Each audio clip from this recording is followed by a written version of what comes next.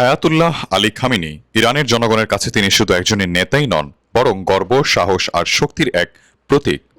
তার জানাজা ও রাষ্ট্রীয় বিদায়ে কান্নায় ভেঙে পড়েছেন হাজার হাজার মানুষ।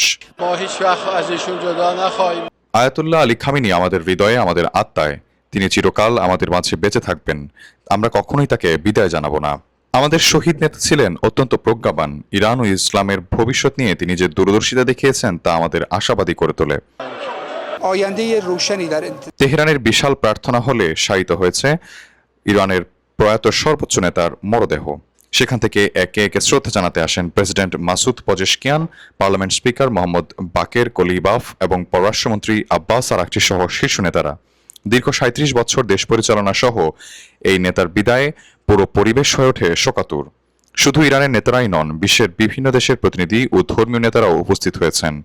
ভারতের শিখ ও হিন্দু ধর্মীয় নেতাদের একটি প্রতিনিধি দল এবং পাকিস্তানের প্রধানমন্ত্রী শাহবাজ শরীফ সশরীরে এসে শেষ শ্রদ্ধা নিবেদন করেন। তবে এবার ইউরোপীয় দেশগুলো আমন্ত্রণ জানায়নি তেহরান।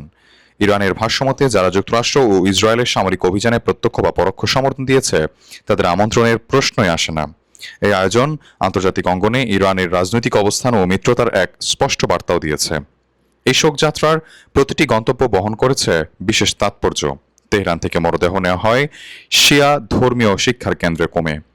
এরপর ইরাকের নাজাফ ও কারবালা হয়ে শেষ গন্তব্য হবে খামেনির জন্মস্থান মাশহাদে।